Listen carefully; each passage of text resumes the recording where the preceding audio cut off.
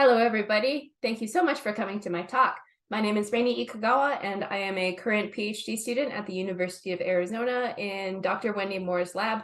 And today I am very excited to share with you the beginnings of my dissertation research on the phylogeny of brachinine bombardier beetles. So the through line of my talk that I'd like you to consider is how can molecular data inform our understanding of brachinine phylogenetics? First, let me introduce you to my study system, the bombardier beetles. Within the ground beetle family Carabidae, there are at least two lineages of bombardier beetles. So we have the subfamily Paucinae and we have the subfamily Brachininae. And my research focuses on the brachinines. Now, they're most famous for their explosive defensive chemistry, and using a paired glandular system in their abdomens, they're able to produce exothermic reactions inside of their bodies and explode a 100 degrees Celsius mist of noxious chemicals at their enemies. So when thinking about brachinine taxonomy, here we have our subfamily, and this is further divided into two tribes, the Crepidogastrini and the Brachinini. And the Brachinini is further divided into four subtribes, the Brachinina, Masticina, Aptinina, and the Phoropsophina. And altogether, these encompass 13 genera and over 770 species that are distributed worldwide, excluding the continent of Antarctica. Now, this is half of our evolutionary framework. We have our described diversity, but how did that diversity evolve, and how are brachinines related to one another? So in thinking about the state of brachinine phylogenetics, the current and only phylogeny that exists for the brachinines is a phylogeny based on shared morphological characters that was inferred by Dr. Terry Irwin as part of his dissertation. And this is an immense body of work, especially considering that it wasn't like the meat of his dissertation, but already there are questions that remain. So for example, we have just the lineage Crepidogastrini, and we don't have a solid idea of how the genera are related to one another. And within the genus Brachinus, we have several unidentified lineages, as well as several nodes that could not be resolved using available specimens. So in thinking about how molecular data can inform brachinine phylogenetics, why do we want to use molecular data, especially within brachinines? And with that, I present three genera of brachinines. So we have Phoropsophis, Brachinus, and Styphomeris. And already we can see this highly conserved color pattern that could act as sort of an enhancement of the aposematic signal, signaling their explosive defensive mechanism. And this is also very pronounced in the subgenus Neobrachinus. So this is a subgenus of Brachinus, where many of its members look exactly like this. And as part of my master's research, I inferred a molecular phylogeny of the Neobrachinus and found a massive polyphyly of the Fumon species group, which is highlighted here in blue. Now, these were grouped together based on morphologies of the male genitalia, and already this highlights an example of potentially convergent evolution that was elucidated and further explored and resolved using molecular data. So in this research, first I'll present some preliminary data that I collected this semester, but the real meat of my dissertation that I'm very excited to share the beginnings of with you is my UCE phylogeny.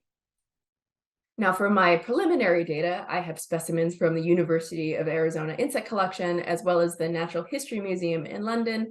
And I also downloaded sequences from GenBank, largely pulling from a paper by Karen Ober and David Madison from 2008. And altogether, I have 42 specimens, including 23 brachinine sequences representing 6 genera, both tribes, and 3 out of the 4 subtribes of the Brachinini, and 19 outgroup sequences to have a solid rooting for my tree. For specimens that I extracted, I used the QIAGEN Dionysi blood and tissue kit and amplified the 28S gene, conducted Sanger sequencing at the University of Arizona Genetics Core, and conducted maximum likelihood analyses using IQ-Tree as orchestrated with Mesquite, and bootstrap analyses were conducted using the Cypress Science Gateway. So here we have the whole tree, and we have a monophyletic Brachininae. So let's zoom in. And I have these color-coded by tribe and subtribe. So we have the Aptinina, the Crepidogastrini, Phoropsophina, and the Brachinina. And bringing in the morphological tree, we can now examine relationships at the tribal and subtribal levels. So here on the left, we have the morphological hypothesis with the tribe Crepidogastrini forming sister group to the Brachinini. And in the molecular data set, we're seeing some incongruence. So we have the Aptinina, the subtribe Aptinina, forming a sister group to the rest of the groups in the molecular analysis. So already this has highlighted several challenges with brachinine work. So the specimens that I used were all pinned, and many of them did not sequence well. So some of them were older specimens with unknown preservation and collecting methods. And this is further exacerbated by specimen rarity. So some brachinine genera are represented by only 1 or 2 specimens worldwide. So this makes it even harder to look at their DNA and even their morphology. So this brings me to the ultraconserved elements and how they can be used to address the challenges that we're seeing in brachinine phylogenetics. Ultraconserved elements are highly conserved genomic regions that are identified by aligning genomes and looking for areas of very high conservation, so very high sequence similarity.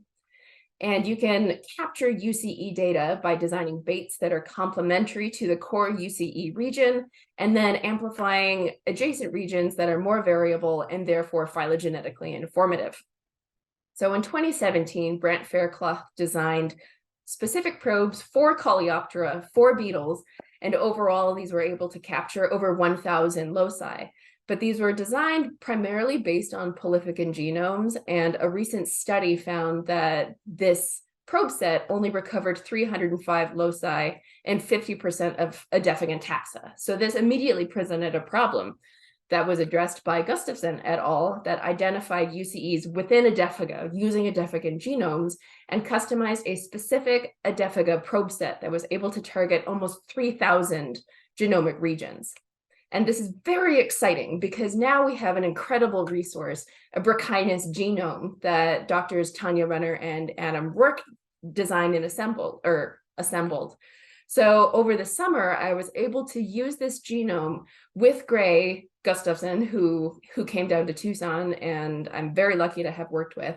So using the Phylucci pipeline and this genome, we were able to design UCE probes that are sticky for brachinine. So this will make it even easier to pull out data for brachinine phylogenetics.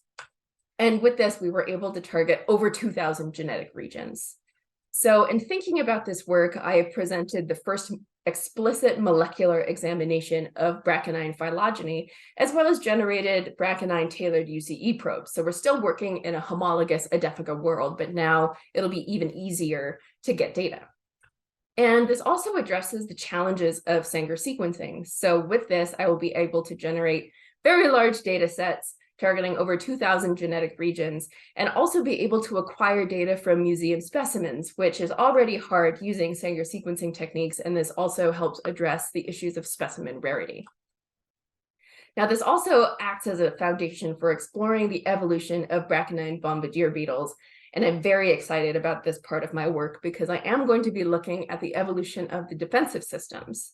So here's just a very quick roadmap of the defensive system of a brachinine. So this is Brachinus elongatulus specifically, and this is a lovely dissection that was done by my advisor, Wendy Moore. So we have the secretory cells where chemicals flow into the collecting duct, into the reservoir chamber, and when the beetle is threatened or excited, the chemicals flow out of the reservoir chamber into the reaction chamber where they react with enzymes, and then that creates that exothermic reaction. So here's that roadmap in 3 different brachinines. So we have Brachinus, Phoropsophis, and Crepidogaster. And already I can see vast differences that I'm very excited to explore in a phylogenetic context. So in Phoropsophis and Crepidogaster, we have very large reservoir chambers. In Phoropsophis, we have multiple collecting ducts, while in Brachinus, we only have 1. And in Crepidogaster, we have this lovely bulbous reaction chamber. So again, with this, I will be able to generate a robust phylogenetic framework for exploring brachinine biology and evolution. And with that, I would first and foremost like to thank the Coauthors Society for inviting me to give this talk and for generously awarding me the Graduate Student Research Enhancement Award.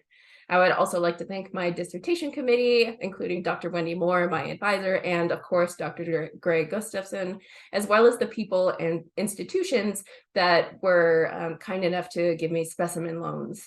And of course, I'd like to thank my funding sources, Dr. Tanya Renner and Dr. Adam Rourke, and of course, my fellow lab members at the University of Arizona.